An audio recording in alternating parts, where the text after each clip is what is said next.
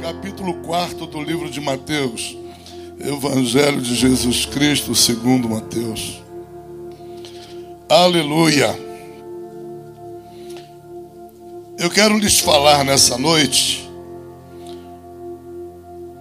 como era um dia do Senhor Jesus.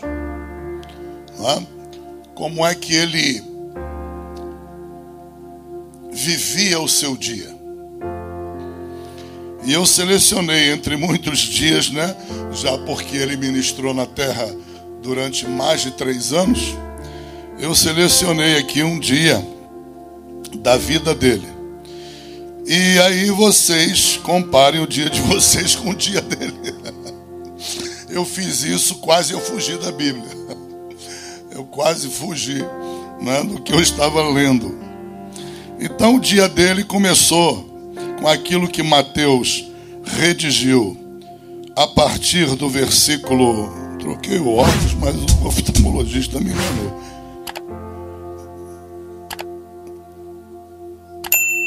Aleluia. Versículo 23, capítulo 4. Aqui é o dia dele. Aí você vai virando página. Você vai para o capítulo 5.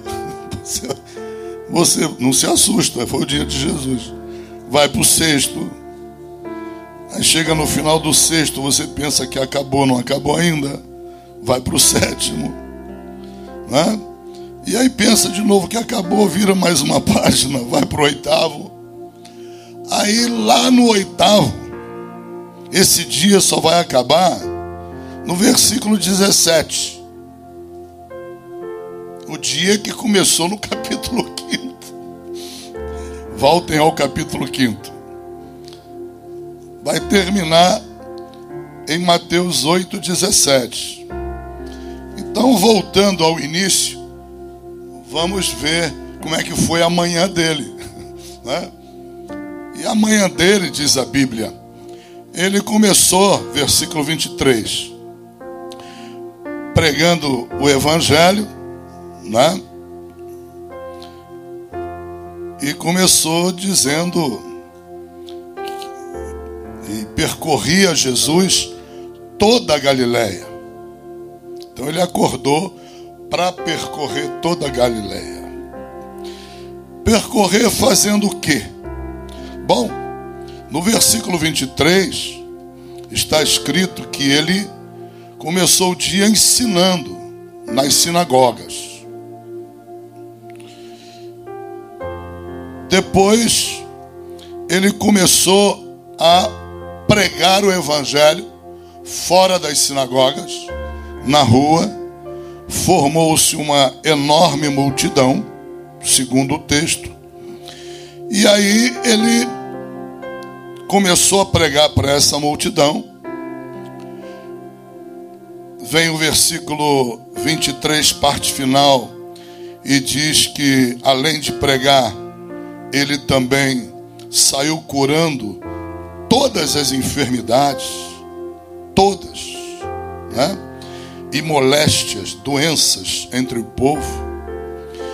E a sua fama, disse o versículo 24, começou a correr por toda a Síria, e traziam a ele todos os que padeciam que eram acometidos de várias enfermidades, tormentos, endemoniados, lunáticos, paralíticos, e ele os curava.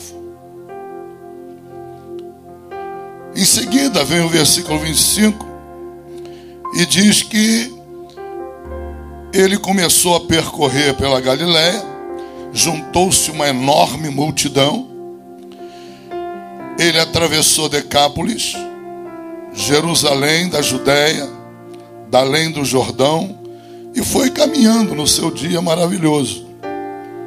Virem a página. Capítulo 5, versículo 1. Jesus, vendo essa multidão, subiu ao monte e assentou-se. E aproximaram-se dele os seus discípulos e ele abriu a boca para... Ele já tinha ensinado nas sinagogas, pregado à multidão. Não se deu por satisfeito, a multidão cresceu, levou todo mundo para o monte. E chegando no monte, resolveu ensinar de novo. E nesse meio do caminho, entre ensinar... Pode tomar assento, em nome de Jesus. Nesse meio do caminho, entre ensinar e pregar, ele curava os enfermos que eram entregues a ele para ele socorrer. E aqui ele no monte, ele vai pregar uma mensagem e ensinar também, dar ensinamentos.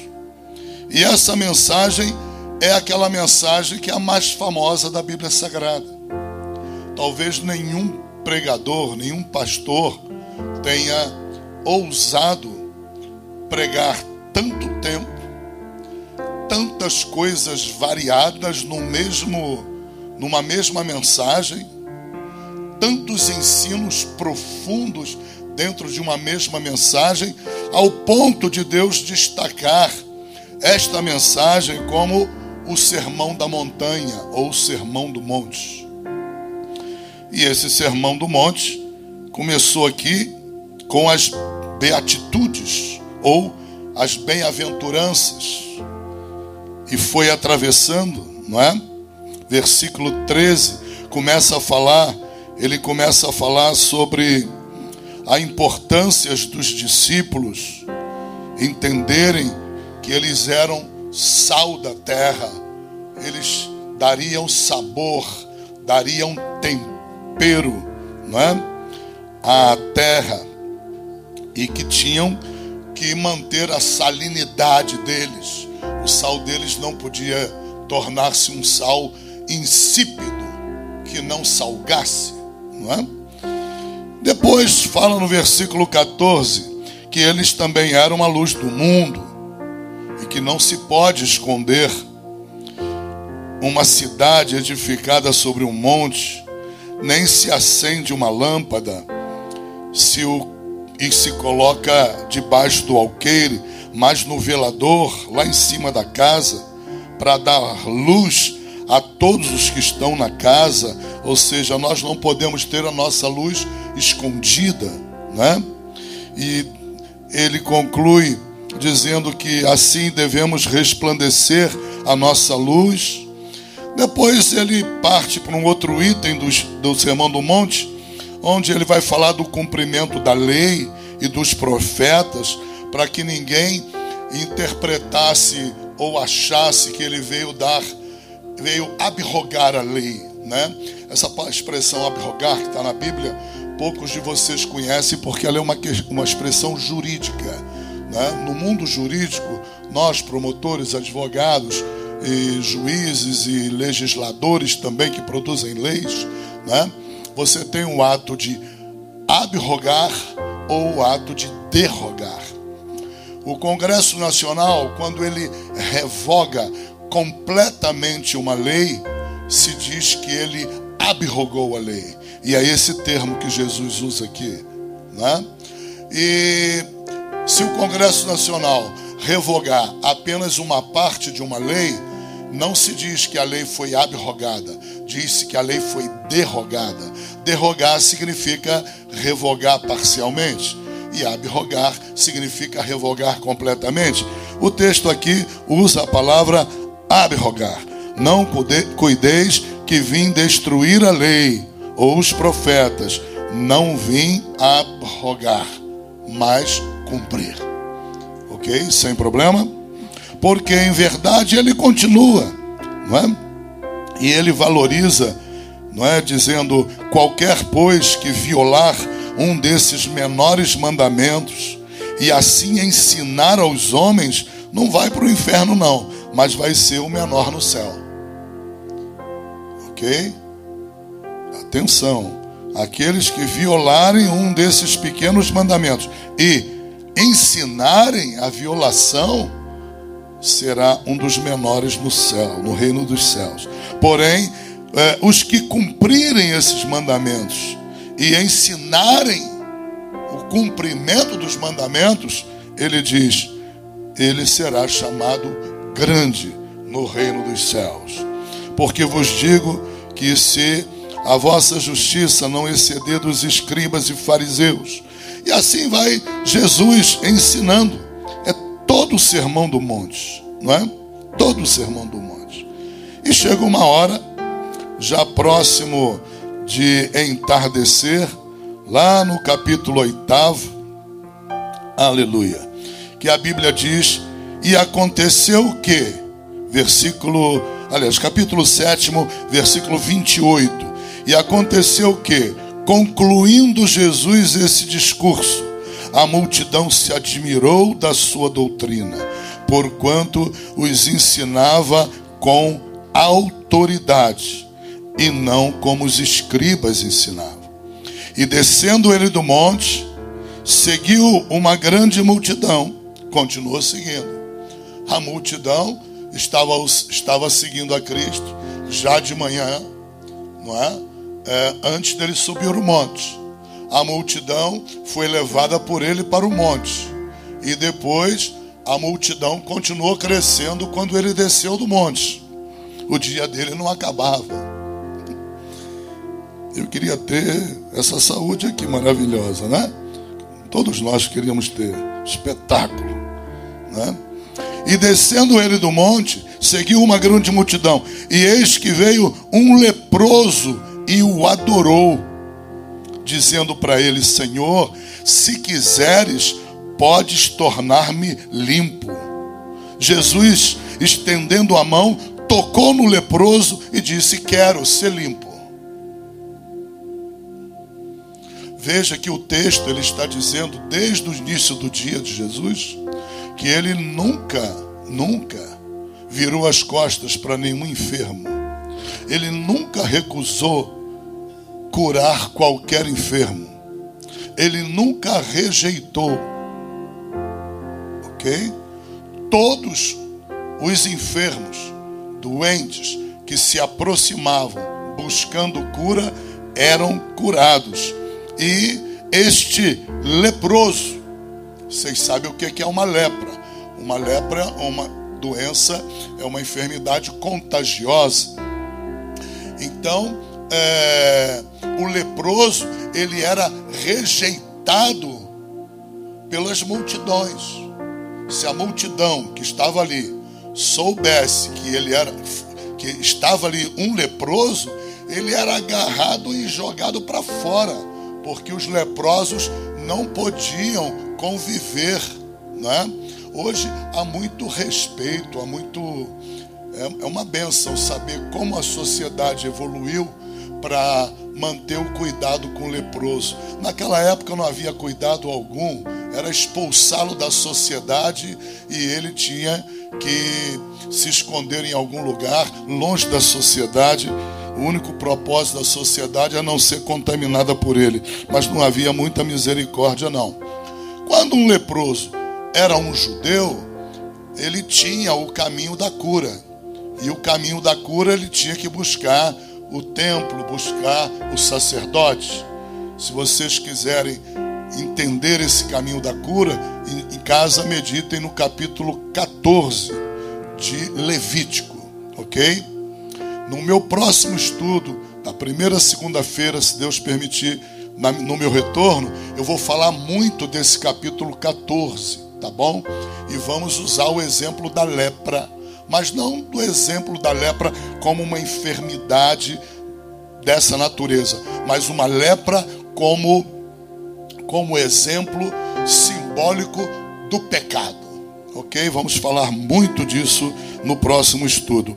E aqui disse que esse homem, ele oculto da multidão, ele aproximou-se de Jesus, não é? E apesar da multidão rejeitar o leproso, Jesus, mais uma vez, não rejeita o enfermo. Ele não rejeita a pessoa doente. Não deixa o diabo colocar na tua cabeça que uma enfermidade tal ou uma enfermidade qual não foi da vontade de Deus. Isso é coisa do diabo. Outro dia eu me surpreendi com um grande pregador aqui no Brasil, não vou citar o nome por questão de ética, até porque tanto ele quanto eu, nós somos seres humanos, e enquanto seres humanos descobrimos algumas besteiras que falamos na vida, algumas coisas que nós passamos a pensar diferente, e ele falou algo que me assustou e que eu oro por ele para que ele mude do pensamento. O que ele disse? Ele estava pregando na internet, porque ele tem lá uma máquina produtora espetacular para promover, não é, as mensagens dele via internet. Ele é itinerante, não é pastor de igreja. Até aí não tem nada demais, ok? Nada. Mas ele vai pregar sobre a passagem do rico e do Lázaro. E quando ele vai pregar sobre a passagem do rico e do Lázaro, ele dá o exemplo de Lázaro, que não só era uma pessoa que estava mendigando, não é? Ele era uma pessoa que portava uma enfermidade seríssima, que é a lepra. E o fato é que ele dizia de maneira debochada, jocosa, e eu atribuo o deboche à falta de conhecimento bíblico, apesar de ser famoso no Brasil, ou então a um erro doutrinário. Por quê?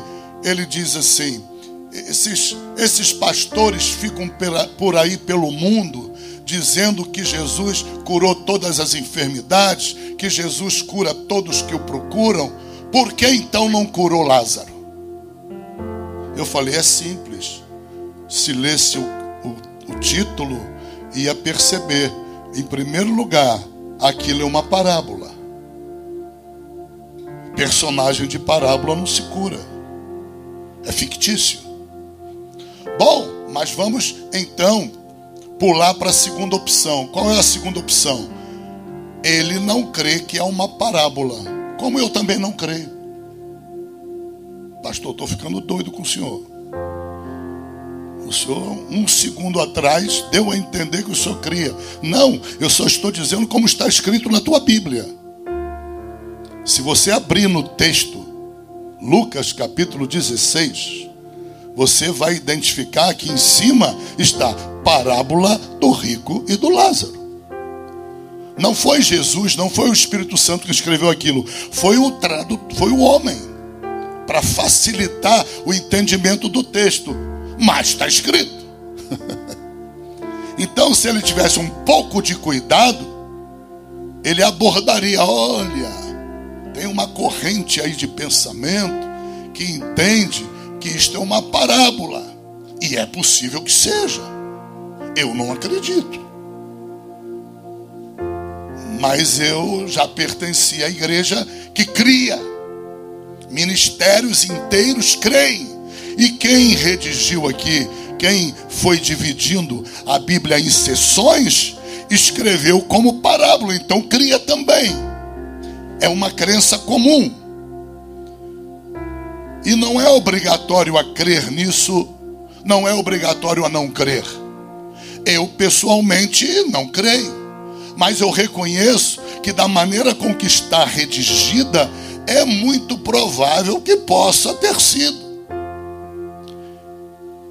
Então, em primeiro lugar, tem que haver prudência, porque se for uma parábola, essa conversa de dizer que tem gente que prega que Jesus nunca deixou de curar, e por que não curou Lázaro? Óbvio que é uma parábola. A pergunta chega a ser demencial.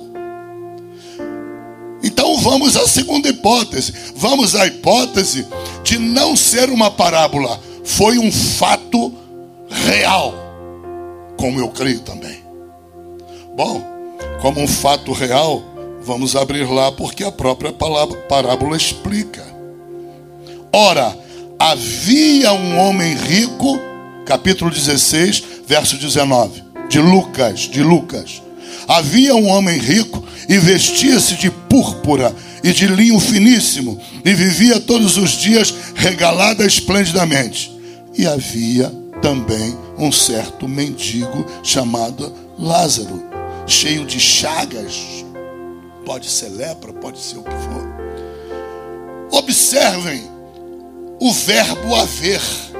Ele está onde? No passado. Ele não é colocado no presente. Se ele fosse colocado no presente, então Jesus está falando: há aí um tal Lázaro e um tal rico. Aí é possível o raciocínio. E por que tu não foi lá curar? Por que o Senhor não foi lá curar? Porque não é raro na Bíblia Jesus se dirigir para um meio de uma montanha de enfermos e resolver curar um. Quando nós analisamos a passagem, e aí não há controvérsia, é uma passagem histórica, verídica, né? Da cura no tanque de Betesda, capítulo 5 de João. Quando você examina aquela passagem, você vê que aquilo não é parábola, que ele é um fato histórico. E você observa que Jesus não deixou de curar aquele camarada, porque ele não o conhecia. E a Bíblia diz que ele não o conhecia. Capítulo 5 de João, versículo 13. Começar do 12. Perguntaram-lhe, pois, quem é o homem que te disse, toma a tua cama e anda? E o que fora curado não sabia quem era. Olha que caráter lindo de Jesus. Jesus vai no meio do tanque de Betesda, tem milhares de enfermos ali, ou centenas, não é?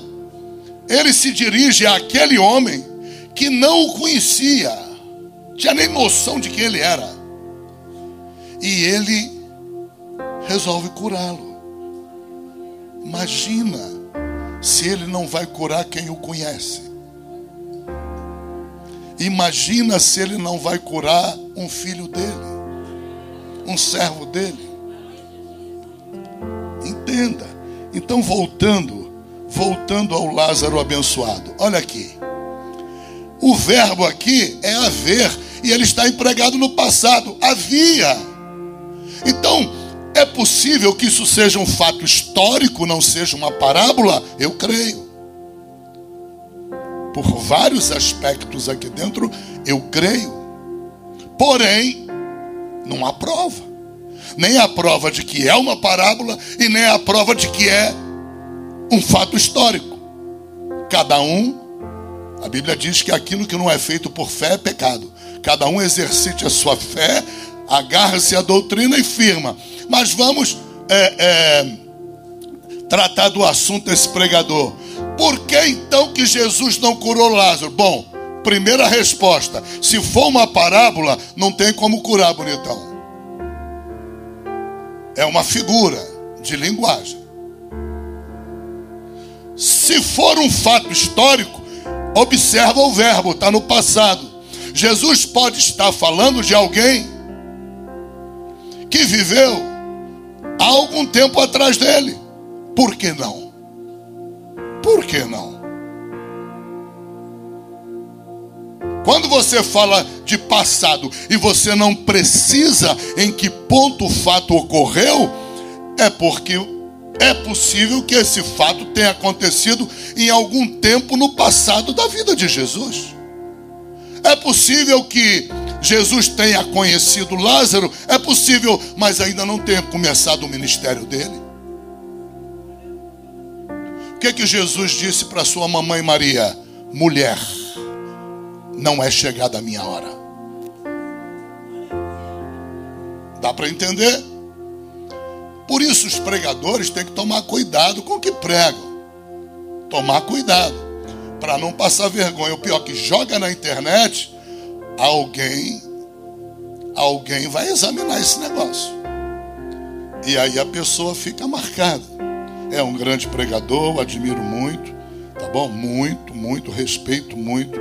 Considero um homem de Deus, não vou dizer jamais o nome, porque eu respeito, mas isto mostra que nós, seres humanos, somos falhos, não é?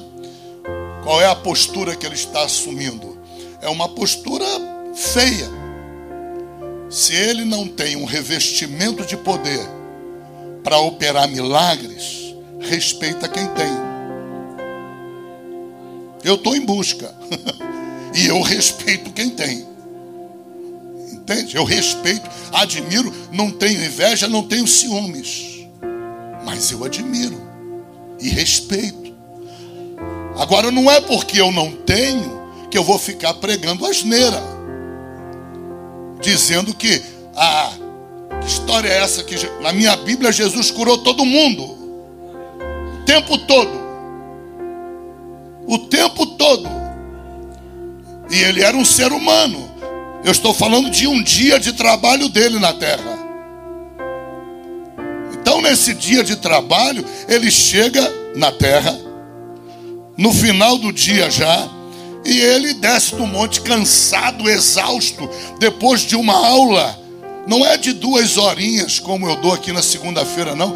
A minha aulinha aqui é medíocre, perto desse monstro de aula aqui. Monstro. Cada frase daria para falar horas a fio. E ele falou horas a fio. Ele passou o dia inteiro no monte. Ele desceu, já era tarde do monte. O sol já estava indo embora. Você vai ver isso daqui a pouco. Um dia de pregação.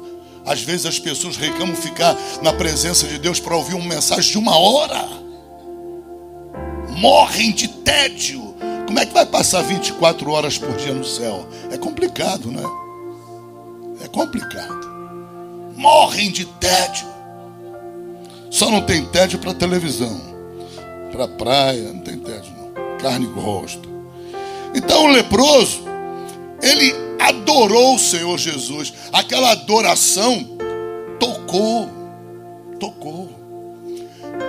Eu fiquei feliz no louvor, não sabia que iam ser essas músicas hoje, não me lembrei delas no contato com a Marilene, mas quando eu percebi a colocação da voz do pastor Luiz no Agnus Dei, né? Agnus Dei é o título da música. Aquela música é uma loucura de adoração pura, é extrato de adoração. E aqui a Bíblia diz que este homem, ele não louvou, ele adorou, ele se prostrou diante de Jesus. Isso aqui é um tapa na cara de muito idólatra, que se prostra diante das imagens e diz: não estou adorando não, estou venerando. Mas a Bíblia diz que é adorar. Já escutou isso? Eu escuto toda hora. Não, pastor João, não, eu não adoro não, eu venero. Venera. Cuidado para não pegar a doença venérea. Loucura, rapaz. Insanidade. A Bíblia diz que é adoração. Não sou eu, é a palavra quem diz. É a palavra de Deus, santa, inerrante. Todo ato de prostrar-se é adoração. E ele adorou. Ele adorou nesse evangelho do se. Senhor, se quiser. Ele estava admitindo que Jesus pudesse não querer. Olha que loucura. Nem assim Jesus recusou. Nem assim. Na teologia do tal pregador famoso, Jesus está recusando direto. Não, ele não está recusando. Cada um é que tem que saber da sua comunhão com Deus. Cada um é que tem responsabilidade para poder avaliar que tipo de comunhão com Deus tem. O fato é que nem mesmo essa doutrina estando nos lábios desse enfermo, nem essa doutrina diabólica foi impedimento para Jesus deixar de curá-lo. Senhor, se quiseres, podes tornar-me limpo. Jesus disse: eu quero. Estendeu a mão sobre ele e acabou a enfermidade. Você entende o que é poder de Deus? Toque. Toque. Você entende como nós nos desgastamos orando por enfermos? Há um desgaste alucinante. Nos falta muito de poder de Deus. Basta o toque. Em inglês chama-se touch. Touch. Acabou a enfermidade. Desapareceu. Ele tocou e Jesus disse: não, eu quero. Não me importa que você ache que eu não queira. Não me importa que a doutrina que tu foste gerado te ensinou que eu posso até não querer. Esquece isso tudo. Eu quero. Está segurado. Acabou o dia dele? Não. Ele estava indo para a casa de Pedro. Talvez na mente de Jesus: vou tirar um soninho, restaurar minhas forças, vou descansar. A casa de Pedro está perto. Atravessou o caminho dele. Antes dele entrar na casa, quem? O centurião. Era um comandante de um batalhão militar de Roma. Desesperado. A Bíblia diz que ele tinha um servo dele que estava paralítico e endemoniado. E ele virou para Jesus e disse: Senhor, por favor, socorre o meu servo. Olha os termos que ele usa. Meu criado está paralítico, violentamente atormentado.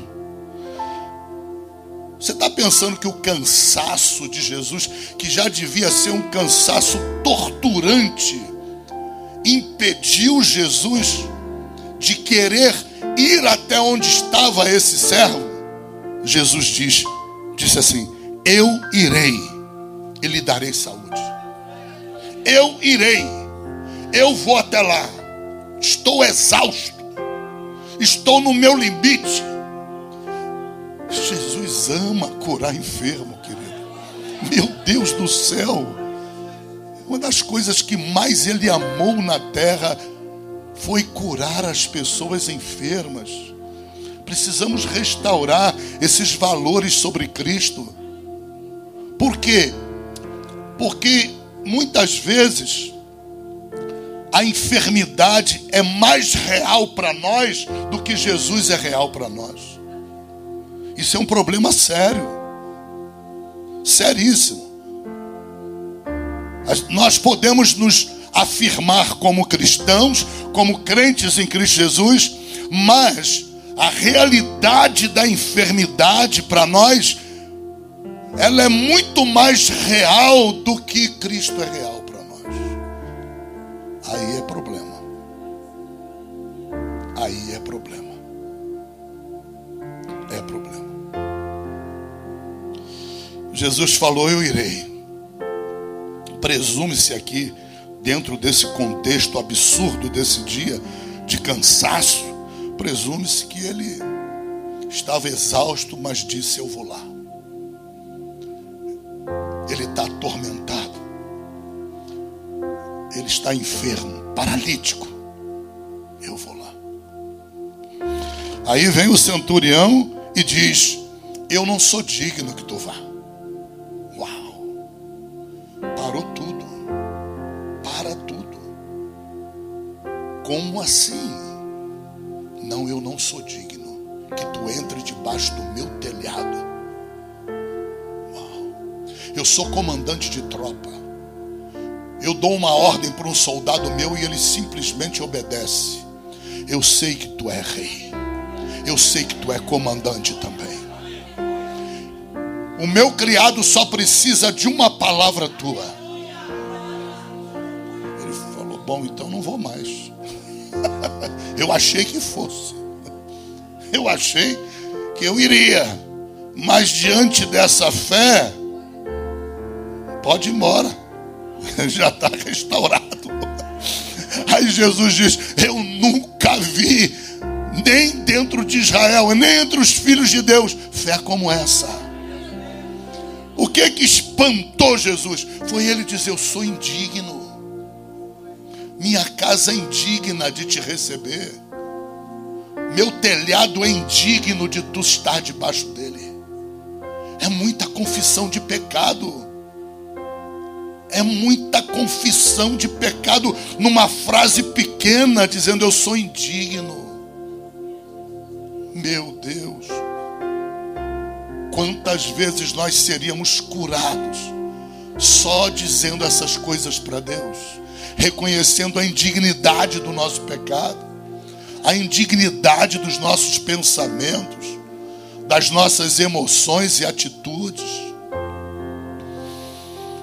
Ele desconcertou Jesus totalmente, esse homem.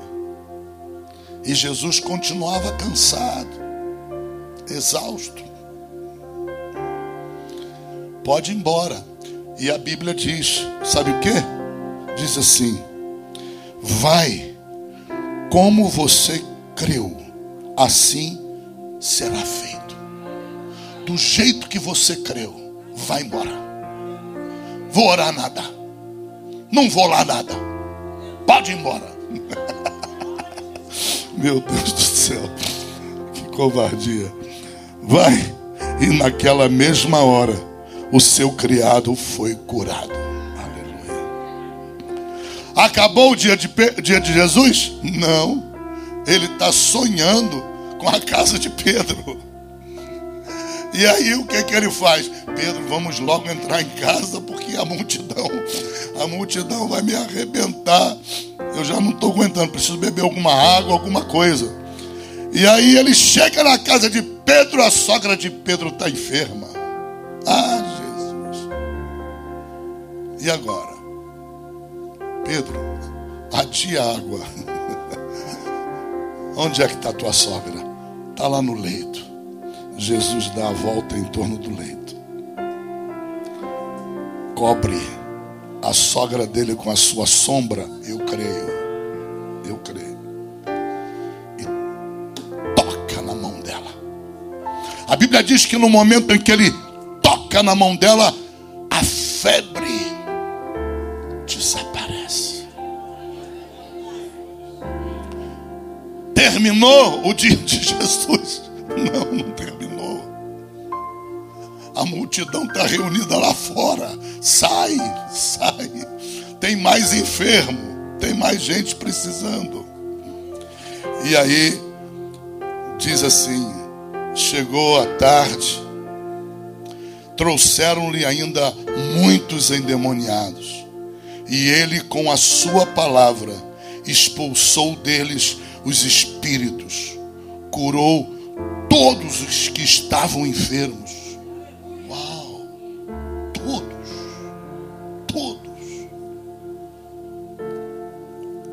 Para que se cumprisse o que fora dito pelo profeta Isaías. Aonde está isso que vai ser dito aqui?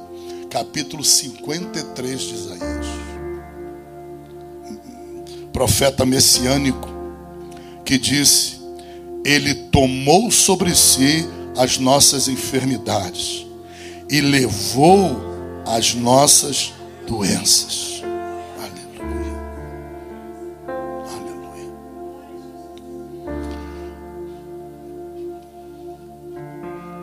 Acabou o dia dele? Ainda não. Ainda não.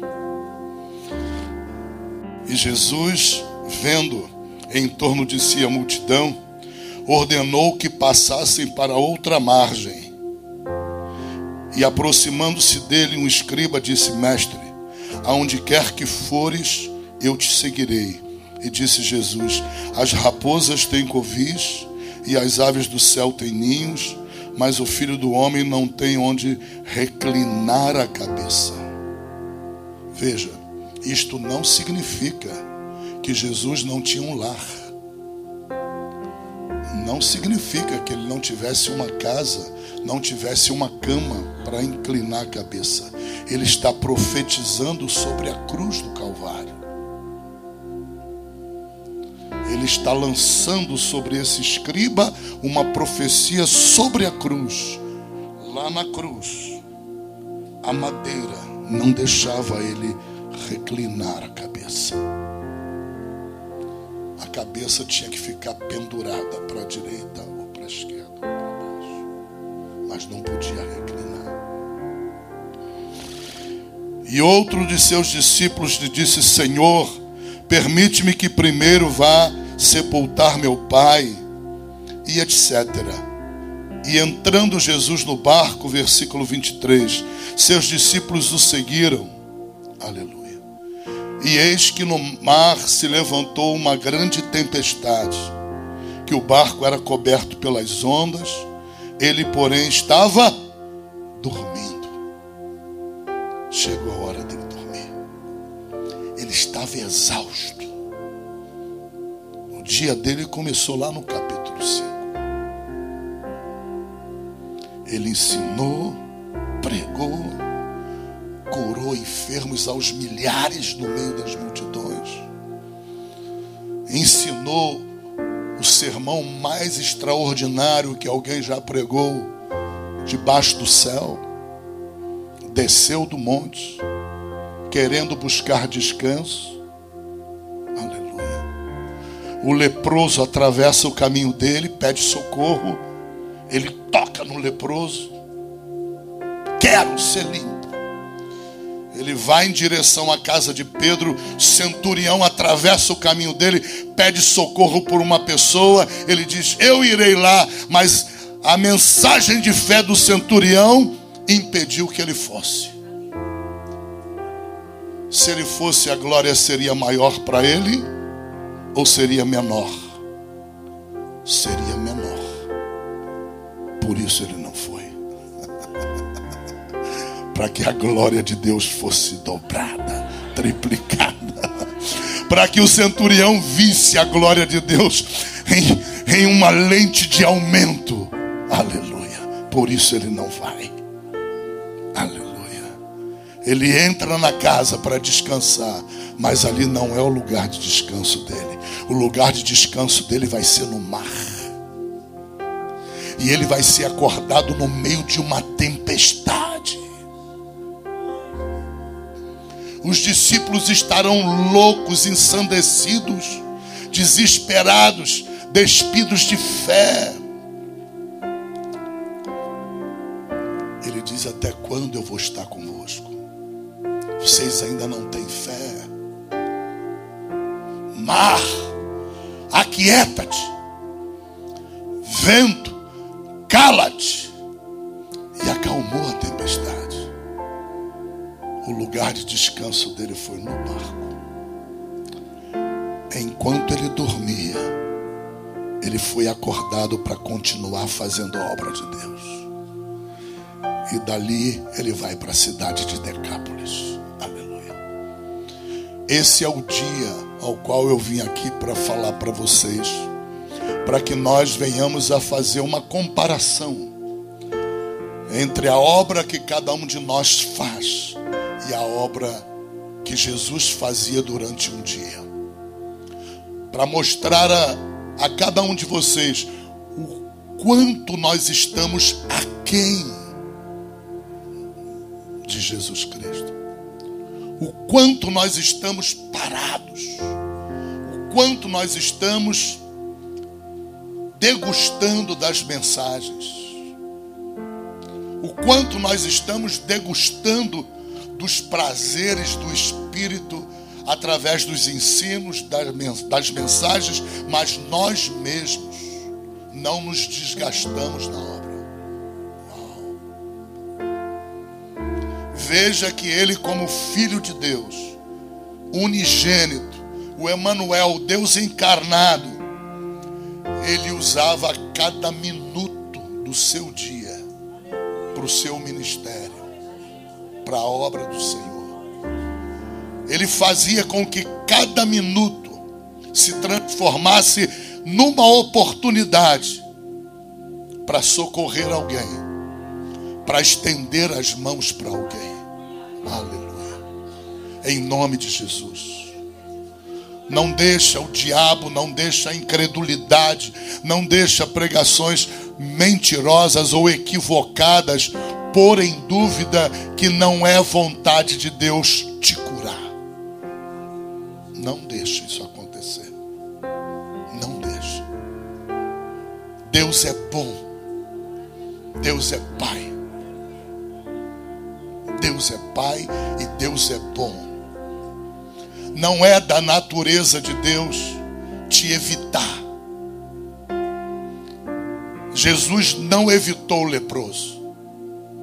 Apesar do leproso ser rejeitado pela multidão e pela sociedade, Jesus não o rejeitou. Estendeu a mão e o curou. Ainda disse para ele: vai e obedece à lei de Moisés. Dá testemunho ao sacerdote, para que o sacerdote restaure a tua honra e tu possa conviver na sociedade. Vai segundo a lei de Moisés e faz a oferta pelo limpar da lepra. Capítulo 14 de Levítico. Vai lá. Aleluia. Louvado seja o nome do Senhor. Um homem indigno não foi obstáculo. Um homem reconhecidamente indigno não foi obstáculo para a cura de Jesus. Não foi obstáculo para Jesus estender as mãos. No tanque de Betesda, um homem que declaradamente não conhecia quem era Jesus, não tinha a menor noção quem fosse, não foi obstáculo. Você vai estudar a Bíblia sobre esse prisma. Observe, estude dentro do Novo Testamento cada cura que Jesus fez e que ela é apontada. Estude para ver quanto ele não era discriminatório na graça dele.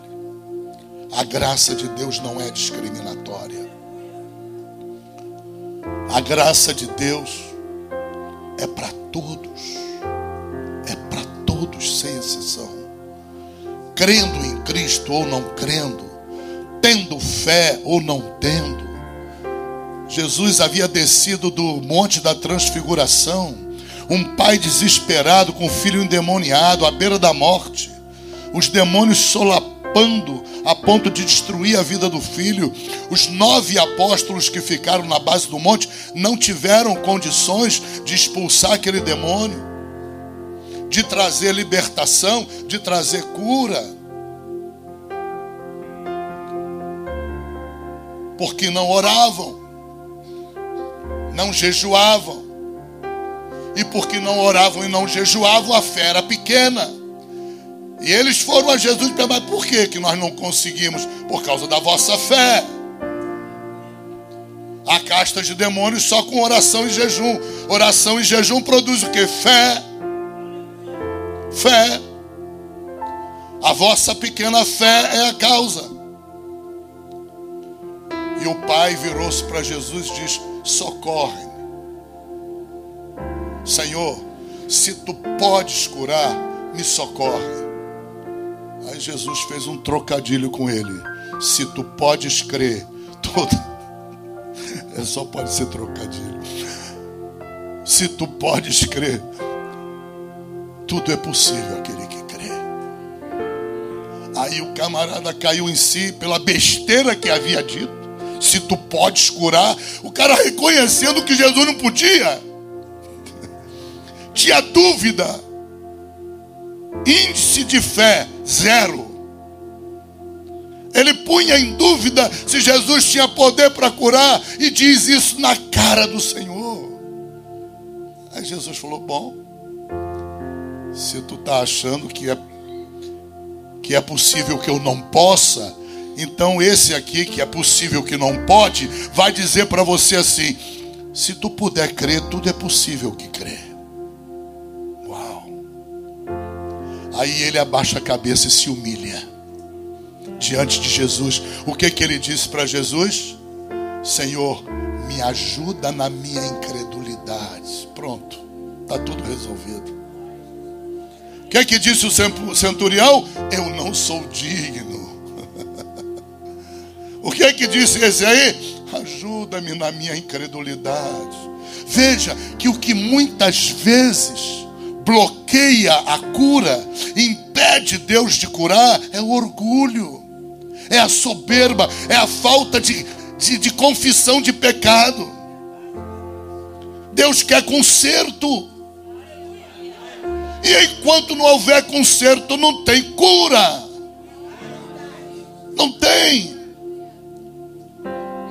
Enquanto não houver conserto de pecado, não tem salvação. Se eu não me arrepender, não tem salvação. Tem que haver conserto. Eu tenho que me consertar com Deus para existir salvação. Senão a graça fica uma graça barata, que não vale nada. Basta dizer umas palavrinhas decoradas, pronto, alcançou a salvação. Não é assim. Não é assim. A salvação é tomada por fé, e a fé sem obras é morta. Isso quer dizer que tem que haver conserto para ter salvação. Tem que se arrepender dos pecados para ter salvação. Tem que haver metanoia, transformação para existir salvação. Como na libertação vai ser diferente? Como? A maior causa de ausência de libertação na vida das pessoas no dia de hoje, a maior causa é falta de conserto. As pessoas não querem se consertar. Querem a coroa de Jesus. Querem as bênçãos do Senhor. Mas não querem transformação de vida. Não querem abandonar o vício. Não querem abandonar o pecado. Não querem abandonar o orgulho, a incredulidade. Não querem abandonar. Entenda em nome de Jesus Cristo.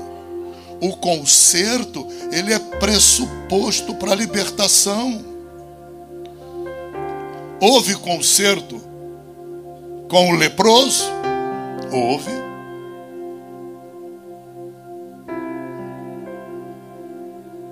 Ele arriscou a vida dele indo até Jesus. Ele atravessou uma multidão que estava diante da lei de Deus autorizada a matá-lo. Ele não podia estar ali.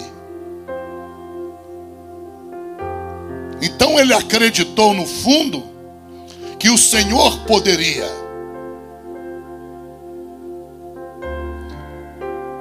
E ele adorou ao Senhor. Veja que as multidões, daqui a um tempo, depois desse dia, serão elas que gritarão: solta Barrabás. Eram os mesmos. Solta Barrabás. Mata Jesus. Eram os mesmos. É a mesma multidão. Observa que essas multidões estavam ali: Decápolis, Judeia, Jerusalém. Viram lá no capítulo 5? Eram os mesmos. Aleluia. Entenda. O que operou um milagre para o centurião foi o reconhecimento dele: eu não sou digno, Senhor. Pronto, o milagre explodiu. É tudo que Deus deseja. É que nasça em nós, quando estamos em pecado, um sentimento de indignação contra nosso pecado. Enquanto Deus não vê a indignação contra o pecado, mas Ele vê o pecado, não vai haver libertação. O que Deus disse lá no tanque de Betesda? O sujeito nem conhecer Jesus conhecia. Perguntaram para ele: e aí, quem é que foi esse aí que mandou você paiar a tua cama e andar e fez esse milagre? Não sei, não conheço não. A Bíblia diz depois, nos versículos depois vocês meditem. A Bíblia diz que ele foi ao templo. Quem é que estava no templo? Jesus. Jesus o encontrou. Tudo bem? Oi, o senhor por aqui? Tudo bem. Obrigado. Vem cá que eu quero dizer um negócio. Tu vai e nunca mais peca.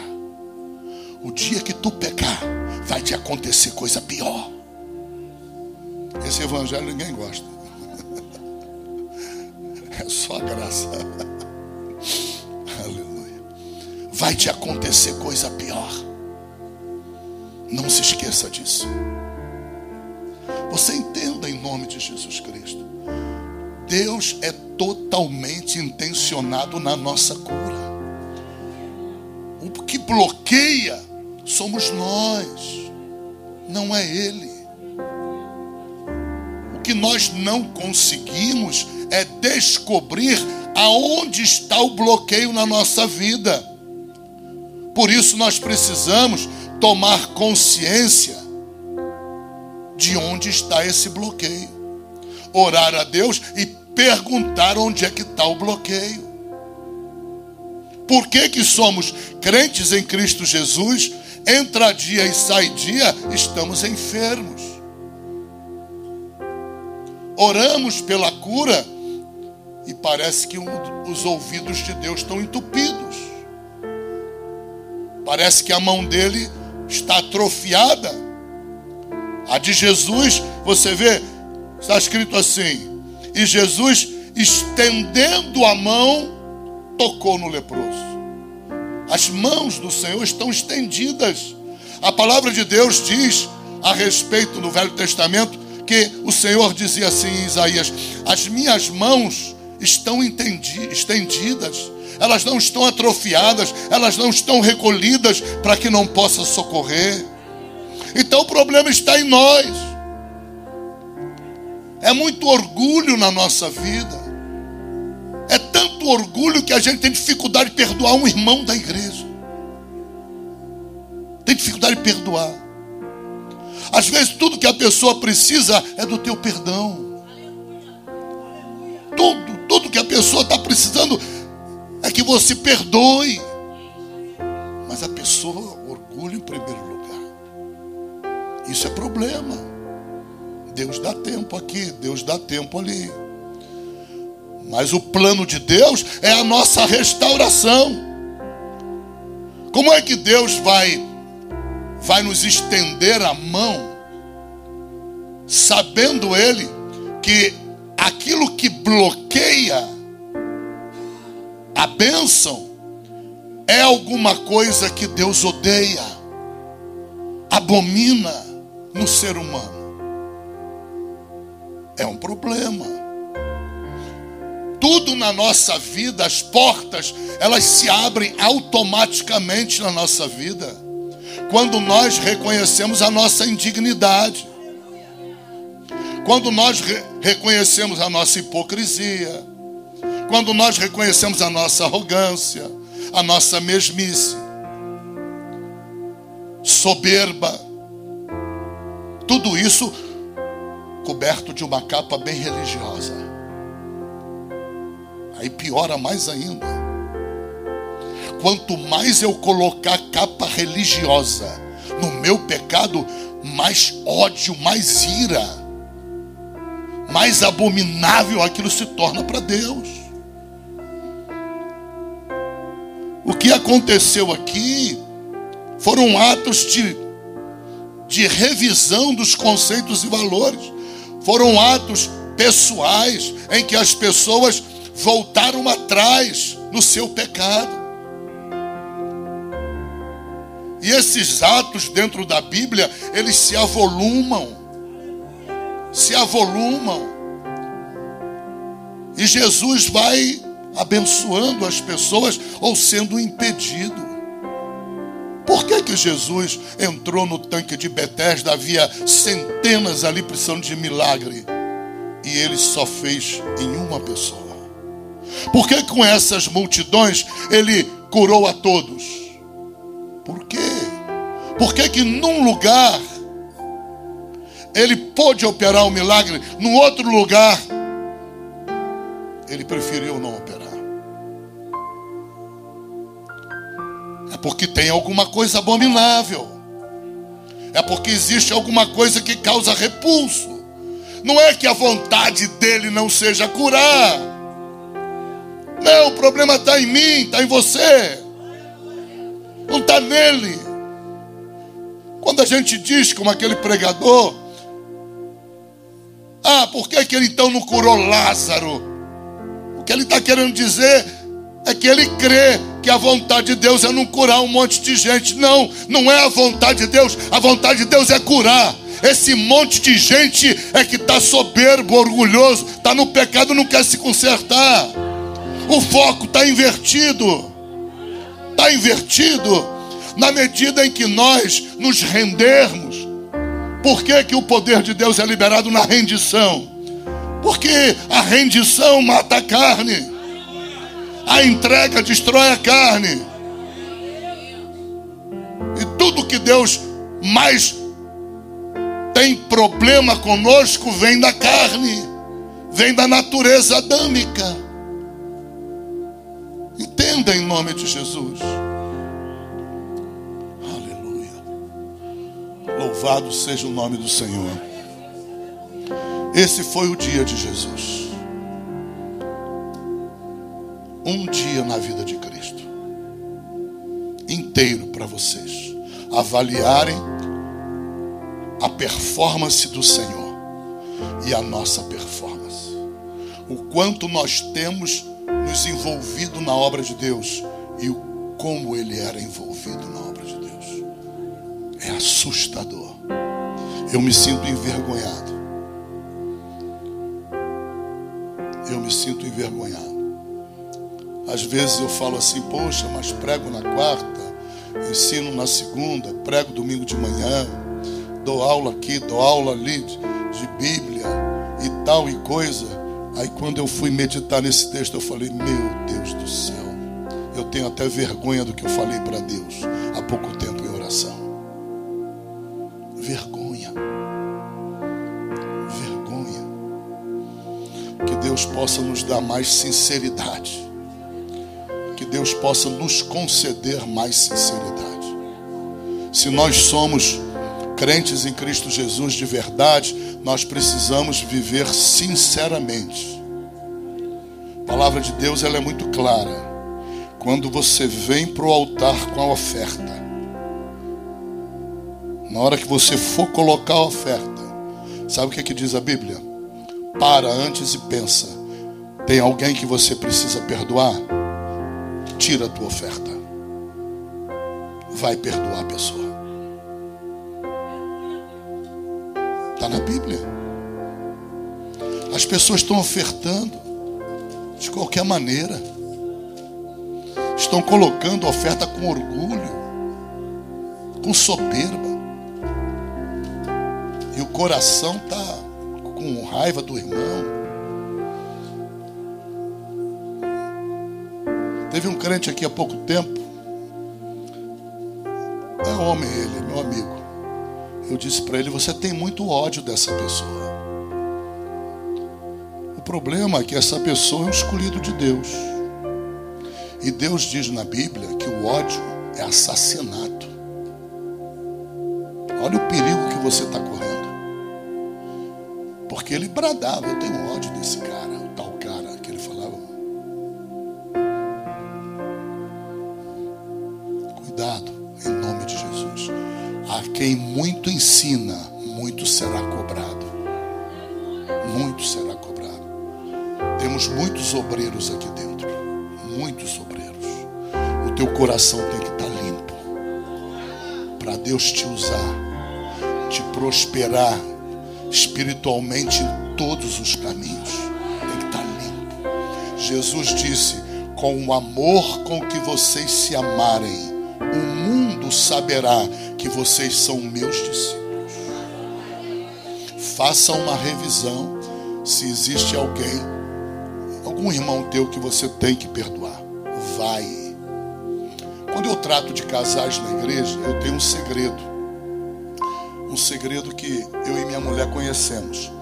Eu digo, quando eu vejo que o casal não está tendo muito acordo, eu digo, bom, qual de vocês dois é o mais espiritual? Tem sempre um que diz, sou eu. Quando os dois estão no ralo mesmo, aí fica um olhando para a cara do outro. É porque está no ralo o negócio. Eu aproveito e digo, bom, já que você disse que é o mais espiritual, perdoa ela. Meu querido, Deus não está esperando ela te perdoar, porque sabe que ela está no ralo, está no bagaço. Você que é o cara, rapaz. É você que tem que perdoar. Quando é invertido, eu falo a mesma coisa. Uma mulher levanta assim, empinada, aquele peitinho de pombo, né? Olhando por cima, tipo, sou eu, não está me vendo? Eu falo, bom, então Deus quer falar contigo. Você é a pessoa que tem que perdoar ele. Porque o bichinho está no ralo. Tá ruim o negócio ali, tá ruim. Perdoa. Se não houver alguém para explicar, não funciona.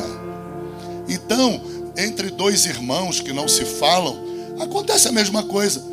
O mais espiritual tem que perdoar. Tem que procurar. Não espera o menos espiritual, não funciona. Não funciona. Sempre vai, a iniciativa é do mais espiritual. Sempre. O mais espiritual lá em casa sou eu, por isso que eu sempre perdoo minha mulher. Esteja de pé, não. Estou brincando, rapaz. Minha mulher carrega um fardo pesado. Um homem de 110 quilos para ela cuidar. Essa mulher linda, no espírito, na alma, tudo. Aleluia.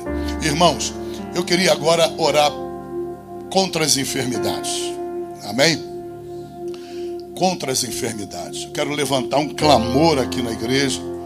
Essa minha despedida, é culto de despedida, não da igreja, mas desse período, né? Eu vou passar alguns dias fora, vendo os filhos. Então eu queria deixar vocês com essa oração contra a enfermidade, que vocês, isso vai ser gravado, vocês exercitassem isso em casa para vocês, em nome de Jesus Cristo. Amém? Lembre-se, Jesus, ele curava as pessoas, muitas vezes só tocando. Por quê? Porque o Espírito Todo-Poderoso de Deus, Jesus dizia Espírito do Pai, Paulo chama também de Espírito de Jesus Cristo. Veja bem, esse Espírito estava nele. Então, o poder de Deus saía do Espírito, ultrapassava os limites da carne humana dele, e quando ele tocava, a pessoa recebia um toque do próprio Espírito de Deus, que é Espírito de vida. É Espírito de vida. Vocês lembram do livro de Ezequiel, capítulo 37, do Vale de Ossos Secos? Profetiza Ezequiel ao Espírito de vida. Para quê? Para que nascessem nervos, veias, sangue, músculos, carne. E aqueles esqueletos foram tomando forma. Qual era o poder que estava operando ali? Era do mesmo Espírito que está aqui. Mesmo. Espírito de vida. O Espírito do Deus Todo-Poderoso. Entenda em nome de Jesus Cristo. Nós vamos praticar 3 atos aqui. Primeiro, você vai fechar os olhos e vai procurar na tua vida aquilo que pode estar impedindo uma libertação. Por quê? Porque a Bíblia diz em Atos 38 que Jesus andava por todas as partes fazendo o bem. Lembram de Atos 10:38? Lembram ou não? Atos 10:38. O Senhor Jesus andava por todas as partes fazendo o bem. Aí depois diz o que nos interessa também. Diz assim: e curando todos os oprimidos do diabo. Curando.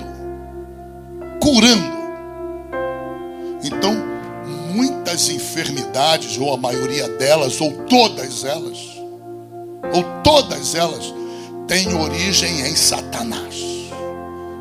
São obras de opressão, são setas voadoras, dardos inflamados do diabo.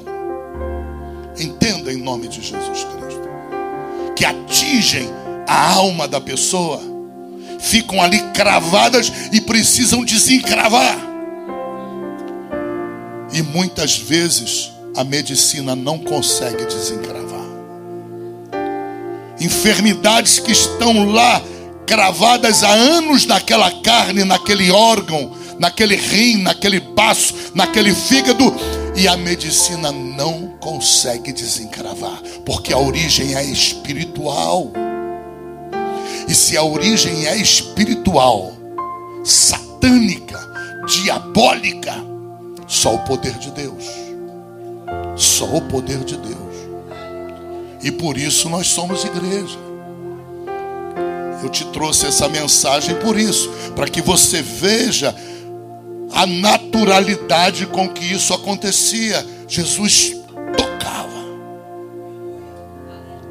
A mulher estava lá no final da sinagoga, 18 anos, vítima de um demônio que havia encurvado. Ela não conseguia mais olhar para o céu, só olhava para o chão. A coluna vertebral dela fez isso, envergou, atrofiou completamente. Anos e anos frequentando a sinagoga, lugar de pregação de Bíblia, lugar de ensino de Bíblia, lugar dos líderes espirituais da nação, sem nenhum poder de Deus. Hoje as igrejas estão assim. Mas Deus está levantando igrejas para mudar essa história. Em nome de Jesus, essa história tem que mudar. Tem que mudar. As igrejas têm que parar de ficar discutindo se tem que guardar o 7º dia ou é o domingo. Isso é coisa de idiota. Se preocupa com o enfermo, aí não quer se preocupar. Enquanto não é o filho dele que morre. Enquanto não é a mãe que está atrofiada. Então as pessoas estão acomodadas no evangelho, que é um evangelho fora da realidade de Deus, é um evangelho fora da Bíblia, é um evangelho de palavras. Paulo disse: eu não fui a vós com palavras de sabedoria humana, eu fui a vós com demonstração de poder. Evangelho verdadeiro, Paulo diz, é poder de Deus para todo aquele que crê. É poder de Deus.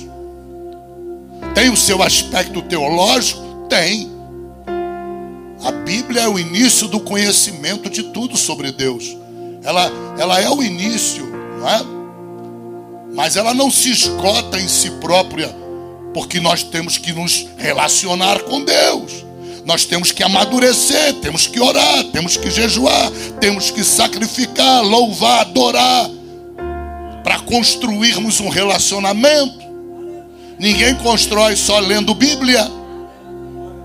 O ler a Bíblia, o estudar, é o início. Você captura informações, agora tem que ter relacionamento. Tem que construir, edificar esse relacionamento. Então é muito importante entender que o evangelho verdadeiro, ele une a Bíblia com o poder de Deus. Se nós estamos ainda carentes em poder de Deus, e eu tenho certeza que estamos, nós temos que lutar contra isso. Você tem que lutar. Não somente eu, você tem que lutar contra isso. Porque essa é a tua geração. Você não vai ter uma outra geração para você servir a Deus. Você está dentro da tua geração. É nessa geração que tem que se cumprir o teu chamado. Não há uma outra lá na frente. Essa é a minha, essa é a tua. Então é nessa que temos que produzir frutos. É nessa que precisamos nos levantar para destruir as obras do diabo. Completar, né, a obra do próprio Senhor, que a Bíblia diz que veio para destruir as obras do diabo. Nós damos continuidade. Damos continuidade a essa obra. destruir obras de macumbaria, feitiçaria, bruxaria. Tudo que é do diabo tem que destruir. O Senhor falou em Mateus 28:18: todo poder me foi dado no céu e na terra, todo. Em Lucas 10:19: e eu vos dou poder, eu vos dou autoridade para vocês pisarem serpentes e escorpiões, ou seja, Satanás e os demônios, e em toda a força do inimigo, e nada vos causará dano algum. Pode pisar, pode lutar, pode guerrear. Agora tem que se examinar se há coisas em você que são abomináveis para Deus, coisas sutis. Às vezes fica procurando: eu não adultero, eu não roubo, eu nunca matei ninguém. Larga de ser sem noção. Há coisas muito piores do que isso aí. Está impressionado com a aparência dessas coisas, mas há coisas que na essência são muito piores. O orgulho é mais destrutivo que qualquer pecado. A vaidade, a inimizade, odiar o seu irmão é mais destrutivo que qualquer outro pecado. Entenda. Venha para o verdadeiro evangelho. Sai do mundo de Alice. Sai do país de Alice. Venha para a realidade do evangelho de Cristo. Ele é o poder de Deus, e Deus é intencionado que esse poder se manifeste. Eu queria tanto ter o poder de Deus que eu vejo na igreja primitiva. Sim, e Deus é o mesmo ontem, hoje e eternamente. Ele quer derramar o poder dele hoje na tua geração. A grande pergunta de Deus é: você quer viver no padrão bíblico da igreja primitiva? Você quer orar como a igreja primitiva orava? Você quer se consagrar como eles se consagravam? Você quer se entregar ao evangelismo, à obra de Deus, como eles se entregaram? Nada disso eu quero. Eu quero o poder de Deus. Tá sem noção. Tu quer aplicar um estelionato em Deus, não vai conseguir. Não vai conseguir. Satanás não conseguiu. 1/3 dos anjos não conseguiram. Deus expulsou tudo do céu, passou a vassoura, limpou o céu. Sou eu que vou conseguir? É você que vai conseguir armar estelionato? Não vai conseguir. Então cai em si. Toma consciência de quem é Deus. Toma consciência da palavra. Vamos arregaçar a manga. Vamos dobrar a calça. Vamos meter o pé na lama. Vamos meter o pé na estrada. Vamos meter o pé no evangelismo. Vamos trabalhar para Jesus. Vamos produzir frutos para Deus. Mata na tua vida as obras da carne. Abre lá em Gálatas capítulo 5, versículo 19, e começa a ver ali nas obras da carne o que pode estar vivo na nossa vida. E troca, mata aquela miséria que está viva e bota no lugar dela um fruto do Espírito. Versículo 21 e seguinte. Troca. Essa mudança, esse conserto, ele produz cura. Ele produz cura.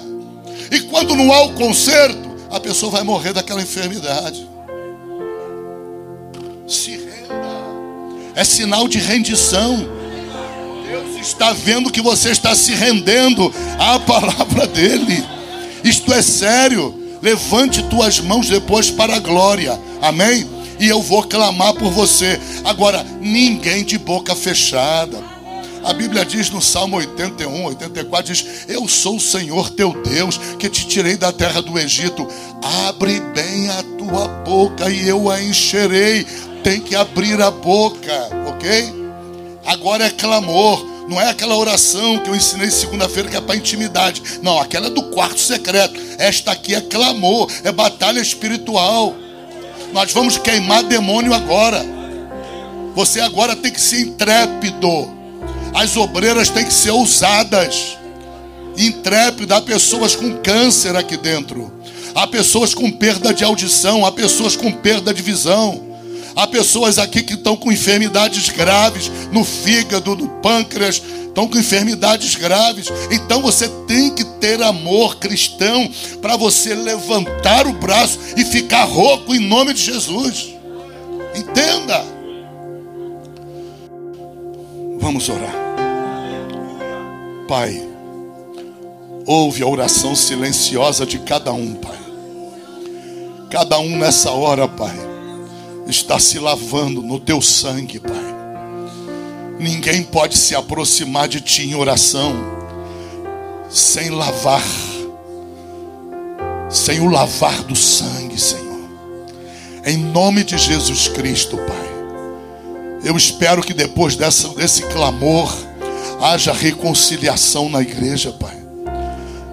Haja, Senhor, verdadeiro amor cristão. Nós somos diferentes, aqui somos, Pai, mas as nossas diferenças nos completam. Elas não nos abatem. Não somos diferentes e por isso o corpo de Cristo é abatido. Não, ao contrário. Nas nossas diferenças nós somamos, Pai. Em nome de Jesus, Pai. O meu irmão pode ser extremamente diferente a mim, mas ele, Senhor, soma a minha vida.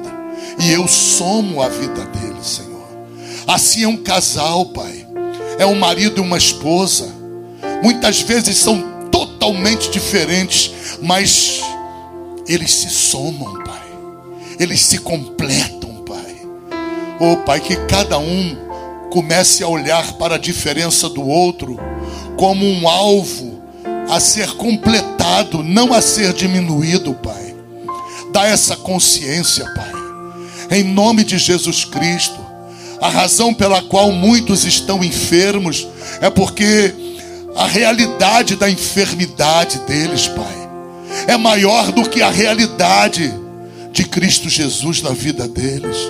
Em nome de Jesus Cristo, Pai, que essa enfermidade que gera uma imagem de terror ao teu filho e à tua filha seja abatido nessa hora, abatida nessa hora, e a tua imagem resplandeça, Jesus, na consciência da tua filha e do teu filho.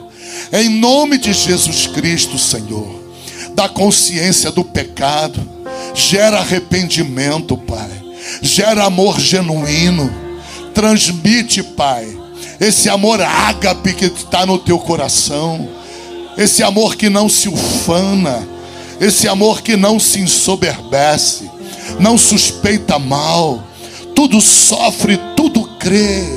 Oh, meu Pai, nos dá desse amor, dá para os teus filhos, Pai, desse amor. Contagia cada coração, Senhor, com este amor, em nome de Jesus Cristo, Pai. Em nome de Jesus Cristo, Deus, para louvor da tua glória, Pai, para a glória do teu nome, Senhor. Transmite, Pai, do teu amor para o nosso coração, Pai, para que nós possamos amar com o amor com que tu nos amou, Pai. Oh, Pai, como é fácil chegar de joelhos dobrados e te pedir perdão, e como é terrível para tantos, Pai, perdoar o outro como tu tens perdoado, Pai. Em nome de Jesus Cristo, Pai, nos ensina o poder do perdão, Pai. Nos ensina em nome de Jesus Cristo, Pai, o poder maravilhoso, Pai, da humildade, Pai.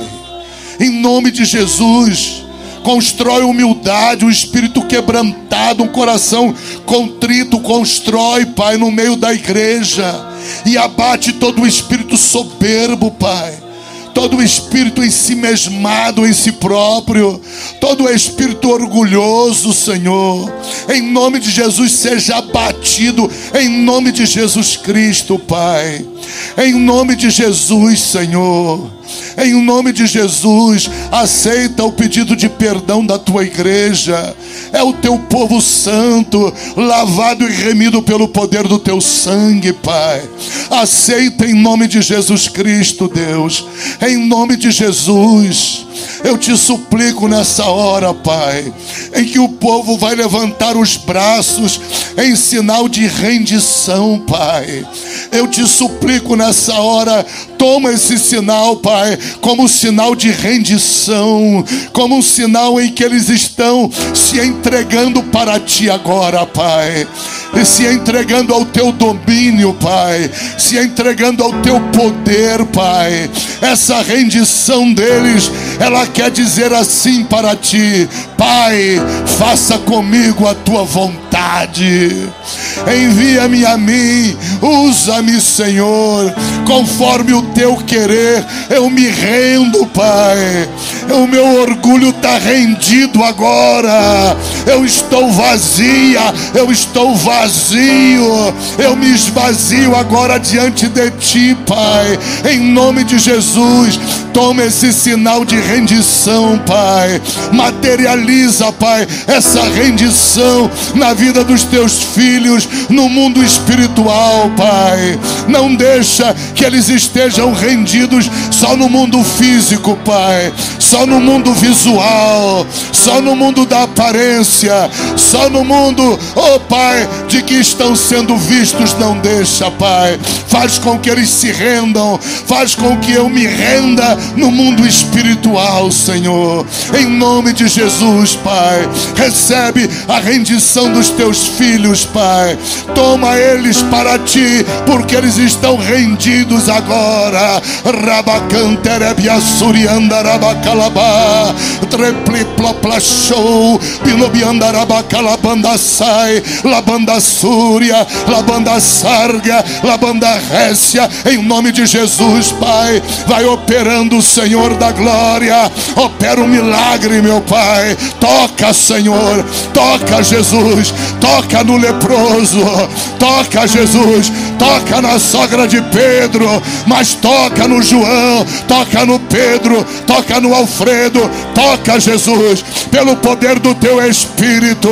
Espírito Santo, esse é o Teu tempo, Espírito de Deus, essa é a Tua era, essa é a Tua história, Espírito Santo, também esse é o Teu momento, Senhor, é a Tua igreja, Espírito de Deus, Espírito de Jesus Cristo. Começa a tocar, Senhor, toca, Senhor, toca nessa mulher, destrói essa enfermidade com o Teu toque, em nome de Jesus. Toca com o toque da vida, toca com o toque da cura, toca com o toque sobrenatural. Toca, Senhor, toca, meu Pai, toca o Teu filho, toca nele, toca, Jesus. Nós não podemos Te ver, Senhor, pelos Seus olhos, nossos olhos físicos, mas pelos olhos da fé nós podemos, Senhor, Te contemplar, porque é impossível que Tu mintas, Senhor. Tu disseste na Tua palavra: onde 2 ou 3 estiverem reunidos, eu estarei no meio deles. Então toca, Senhor, Tu está aqui, Senhor, é o Teu povo, é a Tua casa, é a Tua filha, é a Tua noiva. Toca, Senhor, toca, meu Pai, toca, meu Deus, toca, meu Pai, em nome de Jesus, em nome de Jesus. Toca, sai toda enfermidade, eu repreendo no nome de Jesus Cristo. Eu ordeno agora, eu ordeno no mundo espiritual, toda enfermidade, sai agora, larga essa mulher agora. Enfermidade maligna, eu te repreendo. Espírito da morte, eu te ordeno, bate em retirada agora. Espírito da cegueira, sai. Espírito da surdez, sai agora. Espírito da paralisia, em nome de Jesus. Espírito maligno do pecado, da incredulidade, sai agora. Espírito de macumbaria, eu te ordeno, sai. Toda corrente do inferno seja quebrada agora. Toda corrente de bruxaria seja quebrada agora. Toca, Espírito de vida, toca, Espírito de vida, toca, Espírito Santo, toca, é o Teu povo, é a Tua noiva, é a Tua igreja. Toca com poder sobrenatural. Toca com a vida, vivifica vivifica o órgão da tua filha, vivifica o membro da tua filha, vivifica as cordas vocais da tua filha, vivifica o nervo óptico da tua filha, vivifica a córnea da tua filha, a retina. Toca na córnea, toca na retina, toca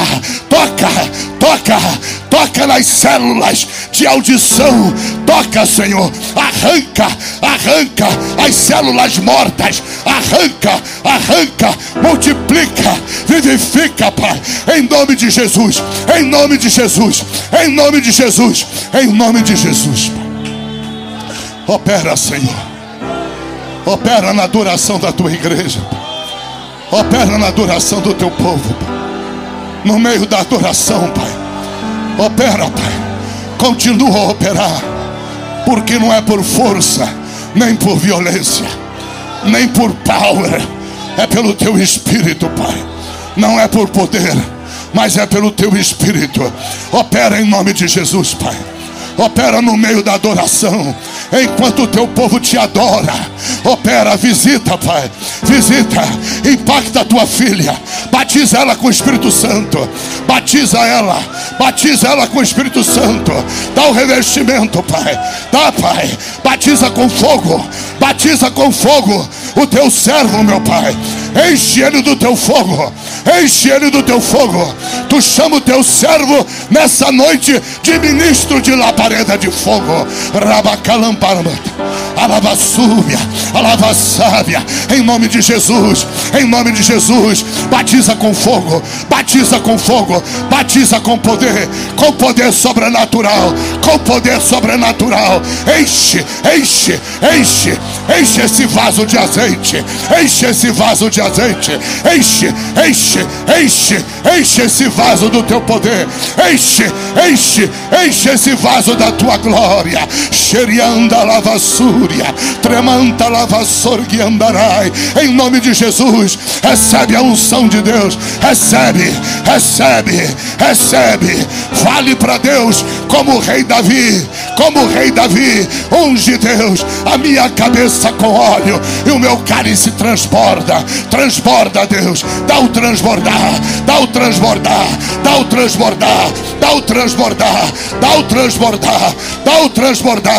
segura o braço do teu irmão e levanta, segura o braço de Abraão em pé, segura o braço de Moisés. O braço de Moisés está riando, ele está riando. Vai, Arão, vai lá, vai lá e levanta o braço de Moisés. Oh, Moisés, em nome de Jesus, levanta o braço, Moisés, levanta, porque enquanto o teu braço está na glória, Israel está vencendo a batalha, o povo de Deus está vitorioso lá no vale.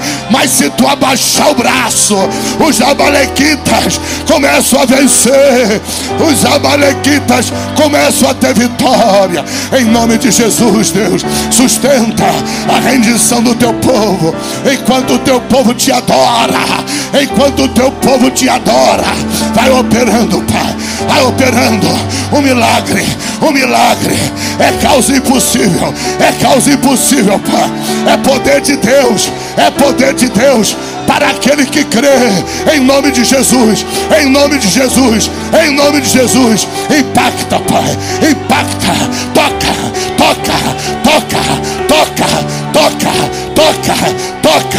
toca, sai tocando, Jesus, sai tocando, vai tocando, toca, Senhor, toca no órgão, toca no cérebro, toca no coração, toca no ventre, toca no seio, sai todo o caroço do diabo, sai em nome de Jesus, toca, Jesus, toca, sai toda enfermidade, em nome de Jesus Cristo, em nome de Jesus, aleluia. Agradece a Deus em nome de Jesus. A Deus seja a glória, a Deus seja a honra, a Deus seja o louvor, aleluia. Glorifica, glorifica, glorifica. Palmas misturada com aleluia, misturada com glória a Deus. Mistura, mistura, mistura, mistura. É com a boca que se faz confissão para a salvação. Com o coração se crê para a justiça.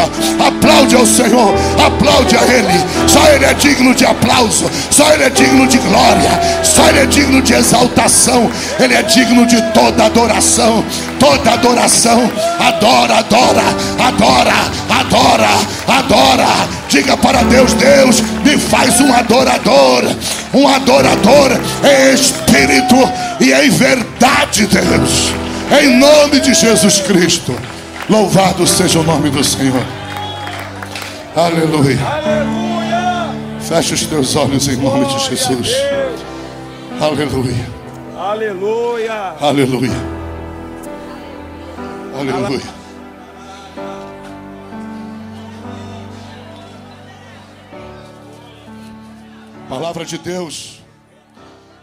Palavra de Deus diz em Apocalipse.